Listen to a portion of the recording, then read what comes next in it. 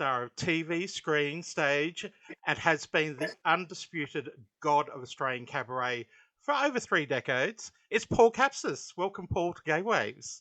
Hi, Mark. Hey, look, thank you for taking time out from your rehearsal schedule.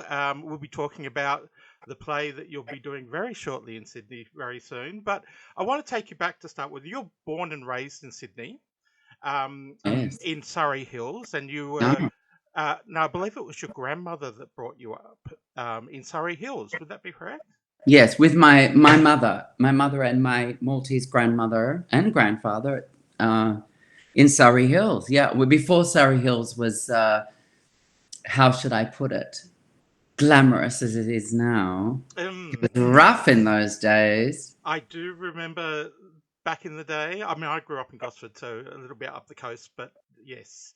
Now, you actually wrote a Helpman award-winning play about those times, Angela's Kitchen. It sounds like your grandmother was a huge influence on your life. Can you describe what influence she did have? Well, the thing about my grandmother Angela was her total unconditional love, which I've never experienced that again since she's passed. It's an incredible thing when somebody can love that much.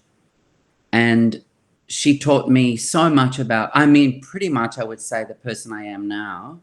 A lot of that has to do with her and my mother, obviously, and to a smaller degree, my father, much smaller degree. But my grandmother taught me about the work ethic is one of the strongest parts of her that she taught me, was her dedication to work and the commitment of a job, which is something I carried into my life as a performer. One of my partners was Maltese, and of course, like all good Maltese boys, you must have a favourite pasticci place. Where would that be? Well, there's only one that I know of in Sydney, in the city now, which is the closest is in Newtown, and it's fantastic. But of course, nowhere beats the pasticci in Malta. They're the best pasticci, but made by the Maltese. If they're not made by the Maltese, if they ship them in, which they do, oddly, the best are in Malta. But my favourite one's in Newtown on King Street, and they do my favourite, which is the pazzelli peas. Do you remember the pazzelli? Yes, very much so. I used to love Or il ricotta, tal ricotta, hey. I actually like some of the weirder flavors they have as well at the Newtown one. It's like they do. They don't have those in Malta. They've got No. some, but nothing as fancy as those in Newtown. Look, one of the things, and look, this may even relate back to your grandmother. You love, I think you love, but strong female role models, like all the chartreuses that you've impersonated over the years. Is that true? Is that like you did have a love for a strong woman? And what's your favorite chanteuse to impersonate? Well, most definitely, from my earliest memory, the people that inspired me always were women, and strong women. I would say it had to have been my grandmother first, because she was incredibly strong. You know, she wasn't a victim at all, and she lived through terrible things. She lived through, the Depression when she was a child, and then the Second World War after she was married and started having a family. And my mother was born in Malta during an air raid. So she's probably my first, and then there'd be, after that, my mother, my own mother, and my, some of my aunties and cousins were also strong females in my family. And even my Greek grandmother on the other side, it's just they have, for me, it was a memory is that they have their own agency, even though they came from those really kind of restricted, traditional Greek Maltese structures in family, patriarchy, I guess. But in Maltese, it's more matriarchal.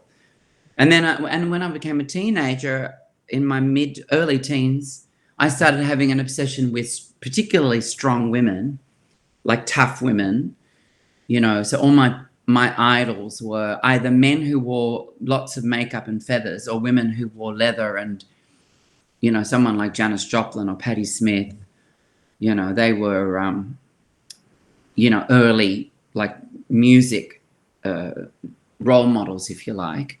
And that question of who's my favorite chanteuse, it's a very difficult question, but I'd have to say, I mean, you know, there's so many that I absolutely, you know, my earlier, also Tina Turner. So Tina Turner, when she was with Ike and Tina Turner and the Ikettes, was her raunch, which is also a toughness, like her physical energy on when she sang, Tina's voice, and also her dancing and her moving. And of course, we found out later she was being abused, unfortunately, by Ike Turner. I just, yeah, always liked women who were, I don't know, they're just strong, you know, and they're defiant.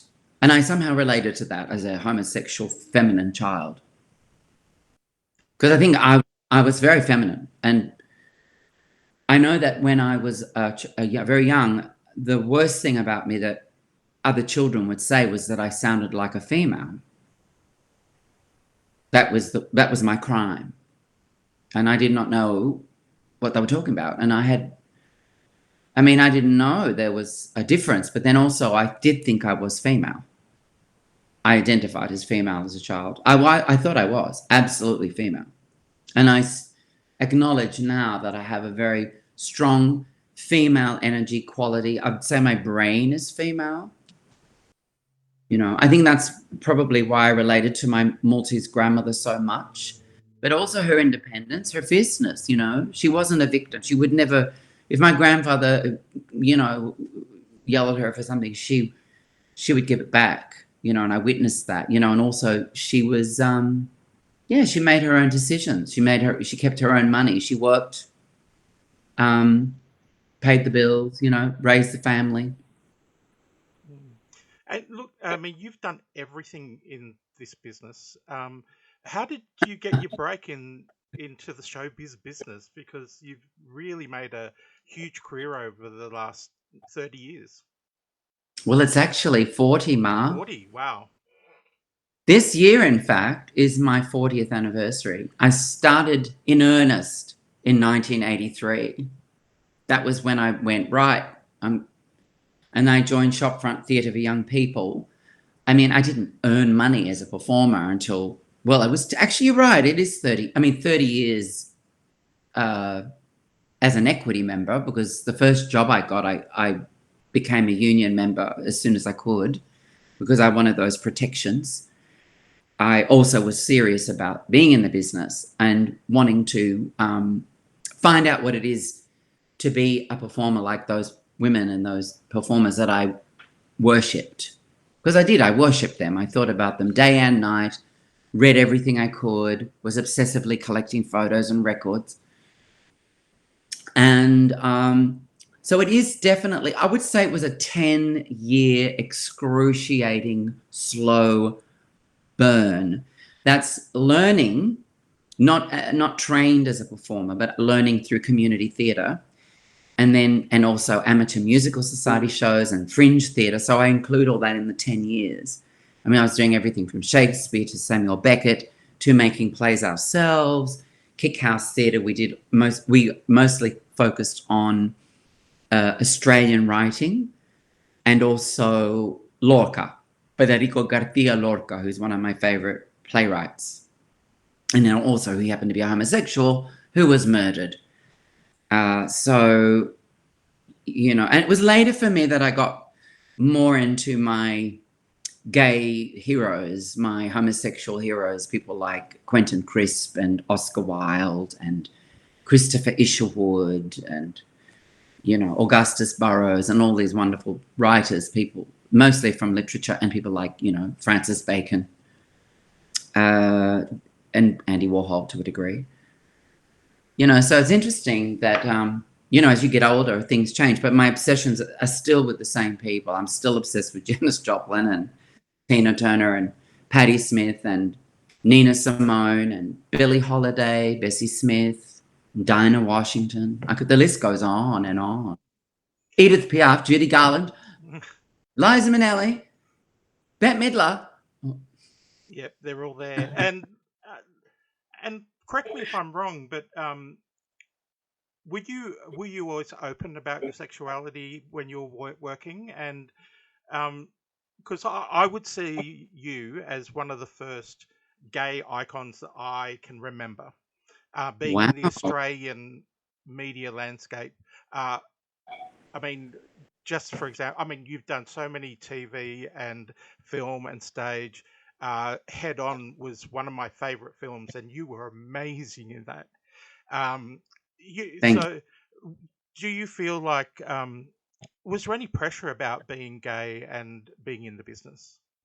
Oh my gosh, yes. Mm. Head On changed my life. But by the time I got to Head On, I worked a lot in terms of I was working on, by that time I'd been working on the strip, Oxford Street, initially as a drag queen. And because my background was theatre, musical theatre and theatre. And when I emerged, it really happened out of a desperation to try and become a professional, because that's when I found the doors firmly shut in my face was my obvious homosexuality and my obvious femininity. I've never been in the closet, because before I even understood what a homosexual is, or to use the terms, the thing I was always called back then was pufta, which was a word I couldn't even say that word. But now I say it and I embrace it, as we have done through the last however many decades now, owning those words. I think that's a very powerful thing, actually. So for me, it wasn't a choice. The one thing that I did not know how to do was to hide myself. I had no ability to do this. I had no way of knowing how to make myself be left alone. That I always got this attention from people, and it was always negative. So that was a mystery to me. I mean, I remember staring in the mirror when I was a child for hours, in my grandmother's mirror, because she had a big mirror in her bedroom with a dresser. And I'd literally stare at myself, looking for the thing they all saw that brought such ire towards me, my person. And I wasn't that person. I mean, I was a very naive. I loved playing and singing, and I thought the world was an Elvis Presley movie where everyone just broke out singing and dancing in the streets and Fleming Shopping Centre. That's how I grew up. So when I went to school, it was this harsh, negative thing that I drew, and it was really full on. And it was, like I said, when I was growing up in Surrey Hills, it was multicultural, it was working class, it was rough as guts, and the schools were just down the road from where I lived. My family weren't going to send me to a private school. They couldn't afford it. So, and I don't even know if that would have made any difference. So yes, the thing about myself, I mean, I remember a quote from Katie Lang, and she said, she never had that choice of coming out. She was always out because of her physicality, her voice, her presence, and yeah, it got me into a lot of trouble, I think. And in the industry, the same. But by the time I got to the industry, I had an idea of this issue. I had an idea of how I was perceived by that time. And one thing I was never going to do was pretend I wasn't. That wasn't ever an option for me, or an interest. And I just thought, all my heroes have been themselves despite everything. They never changed themselves. Janis Joplin, Patti Smith, they don't change themselves. If anything, they were more themselves. And then as you make your way into the world as an artist, then you don't even, I wasn't conscious of it at the time. All I knew was I felt a real, I guess, a despair what the truth is or was of the industry. But one thing I'm glad is that I didn't stop. I didn't go, oh, well, I better go and open a fruit shop or clean toilets or, whatever, in my family, the things we knew physically what you do, drive a truck, work in a factory, all that, which is what I come from. I come from hard physical labor. And that's what I saw. I witnessed my grandmother every day physically committing herself. If it wasn't to her home or cooking, cleaning, washing, then she had a job. And I would go with her to her job. And also I would watch her do her job, which was a cleaning job. So academia for me wasn't something that I knew anything about. So when I say those 10 years as a performer, that was my training. But then also part of that training was realizing, and I would have people say to me, look me in the eye and say, you're never going to be a performer because you're gay, you're obviously gay, you're effeminate, worst crime, you're a wog. So you're not going to work. You're not, what are you going to, you might get, maybe be an extra. But that back then it was the truth. That's how it was. And I'm seeing all these TV shows now, retrospectively portraying the 80s in the gay world. And I'm like, or TV shows, that's set in a TV studio. I'm like, no, it was never like that. They do get the homophobia right, and they do get the misogyny right. Those things were there, most definitely. But there's other stuff they portray, and I was like, no. But, Yeah, and I think that's what was about Head On that struck me at the time. It was very real, and it was portraying real characters like yourself. Well, that was Anna Kokinos's, that was her thing as the director. She was fully, acutely aware, and, this is 1997 when we filmed it, about how ethnic Australians were viewed.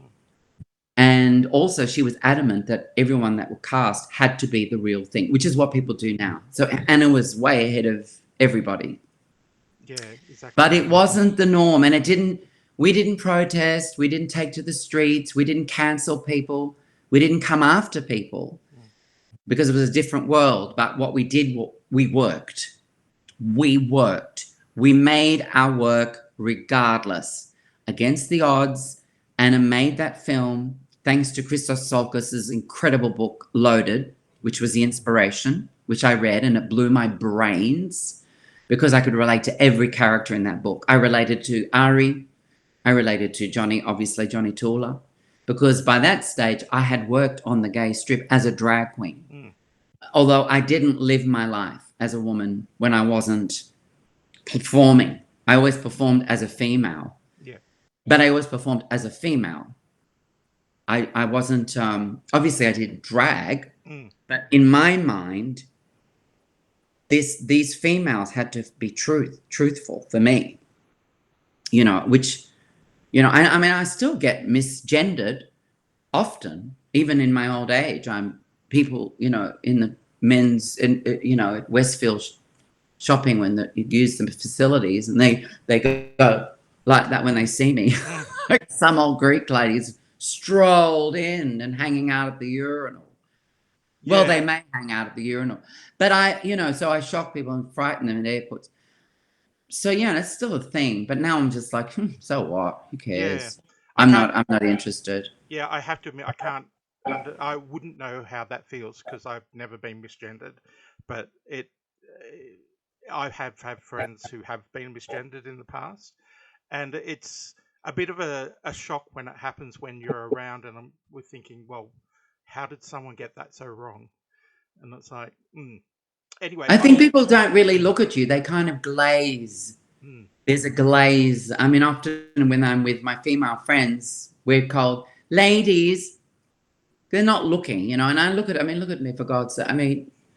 But if you look close, the horrors are evident. Because I had a man working at the Westfield, madam, he was yelling down the corridor, and I had my hair in a bun. I must look like a little old Greek lady shopping, and he saw me going, madam, he's screaming. I'm like, what the hell? I turned around and he went, And I just said, it's fine, don't worry, it happens all the time. Yeah. I do want to just quickly touch on your heart, that work ethic that your grandmother gave you, and your love of singing and dancing. Obviously, your cabaret career, you've just done so many shows and self-written shows as well.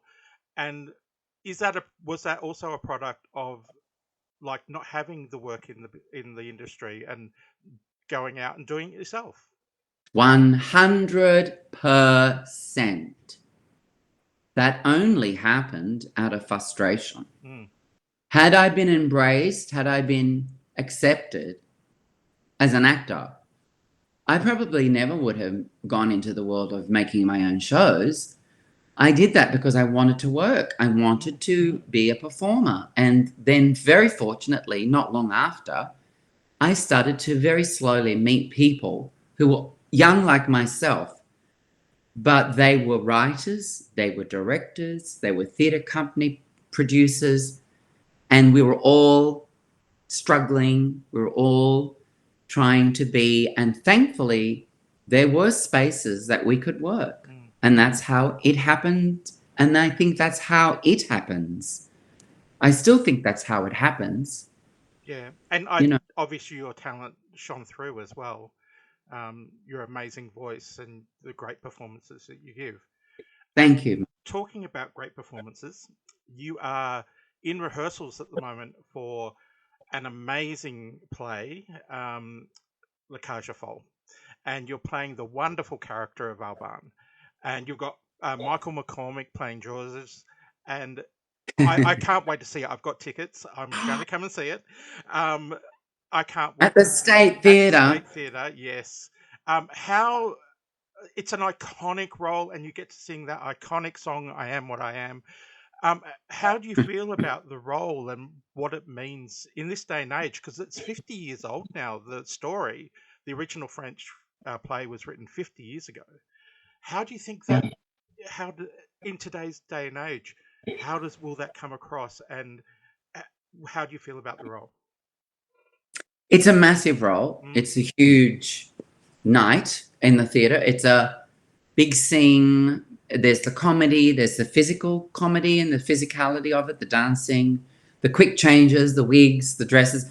And these are all exhausting things. But the role, I love Alban. I never in a million years ever thought I'd play him because, going back to what we were talking about, these shows have been done professionally on stage, but I'm the last person they would ask to do them because most commercial producers in this country, they go for, TV people, people who are media trained and all of that. I'm not any of that. I'm a theatre person, and that's really it. But and obviously lucky to have done some film. But this wonderful producer, David Hawkins, this is the second time he's gifted me a great role. In fact, the first one with him was the MC in Cabaret. I think it was 2016, 17. mm, But the greatest role of my career. I mean, for me personally, that role was the role for me. That was always the role. You know what I mean? There's something about that show. There's something about the story that I have always resonated with in terms of the world it's portraying, mm, which is an interesting thing for me, which is the way art can bring together music, characters, and then the politics. So the politics of what was going on in Germany at that time and the build up and the rise of the Nazis. mm. Because that's something I'm very aware of as a performer. I'm always what's going on in the politics. How are people behaving? How are they, how are they talking about us as artists and homosexuals? And these are things I want to be aware of. I don't want to live in a cloud because I don't know. I think it's good to know what's going on. Yeah, and That makes sense. the like in America at the moment, they're banning drag shows where kids can see them and things like that. And this wave of conservatism is coming back.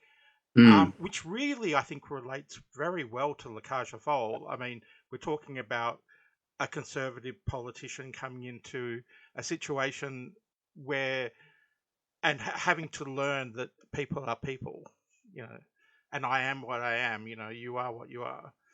Such a powerful song. My favorite line in that is, I don't want praise and I don't want pity. Mhm. Amen, sister. Because hell, I don't want no praise and I want no pity. But what I want is agency. And we all want agency. We all want to be able to speak. We all want to be able to be ourselves.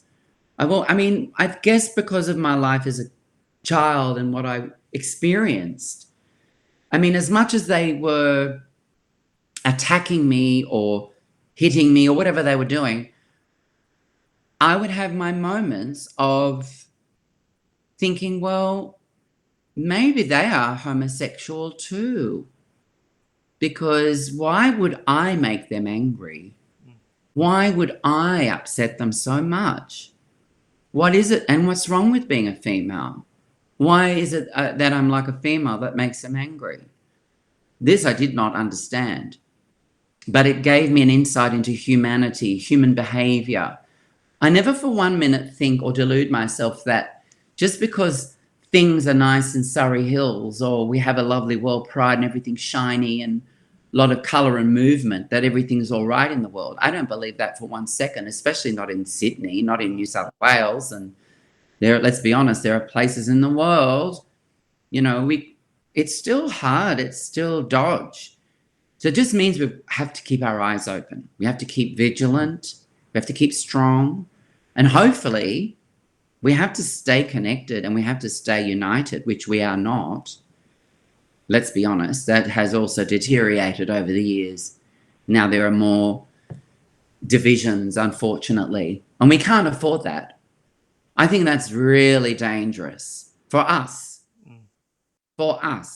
because if we are divided, when they come after us, what, then we unite? I guess we do. I don't know. I remember in the AIDS crisis, how, before the AIDS crisis, there was a fight for women, lesbian, to have their own spaces, and gay men wanted their own spaces, and they wanted to be the separate thing because, we're gay and we want to have our own thing, and we're lesbian and we want to have our own space, and all that was great.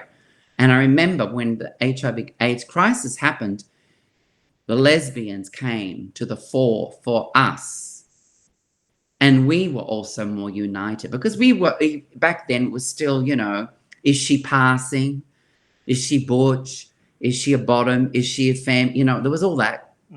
Most definitely. That's always been there, that division. But when it came to the crisis, we came together. We united. And to a degree, we united for our rights initially. It's just that period between getting our rights and HIV/AIDS. In fact, I don't think in New South Wales there wasn't a gap. That was like legalization came in 1984, and so did HIV. I remember because I had been out 2 years, and I remember going on marches. For our rights. Yes. Down Oxford Street, before Oxford Street got bright with the lights. It used to be dark when the shops closed, and it was our street, and there were our clubs, and we used to walk with candles, and we used to walk arm in arm for our rights. And I remember thinking, wow, what a great world, and now I can be myself. And then AIDS happened. Yeah. Which was the most devastating, terrible thing. Yeah, and which I'll never forget. Yeah, and let's hope another crisis doesn't have to happen before this tribalism stops and we can come together again. It's like I'm hoping, because we are all one, and we're better as one than separate. Yeah, there's space for everybody. Yeah. That's how I see it. But the industry, my industry, the theatre industry, the musical theatre industry, that's the same. They have the same mentality. And because now it's not so good, but also because work now is difficult post-COVID. And but my mentality for myself when I started, even though everyone said, you can't because of this, I went, okay, you be you, and I'll go over here and I'll do my thing over here, but I'll still be a performer, Yeah. And then you realize, when you asked that great question before, when you come out or you're out, you do pay a price for that. And the price for that is the opportunities you get, or rather, but you don't get. And I've always understood when anyone is in the closet, I totally get it, because the biggest, most obvious difference is your paycheck. Because when you make it and you're this big thing, and maybe you're heterosexual and you're white Anglo-Celtic and all those fabulous things, the difference of your career and your life is very different to someone who's obvious and out. Because I'm not only obvious, I am actually have said the words, I am a practicing homosexual. Because that's how it's got to be. And I don't want it to be any other way. I never have. I mean, as I said to you, I didn't know how to pretend or hide it in high school. So I was a lamb for the slaughter. I remember years later, some of the students, older students, I remember they're a bit older than me, and they'd say to me, oh, but you were so obvious. That's why they bashed you. And I went, yeah, oh well. Yeah. What do you say to that? It's like, yeah.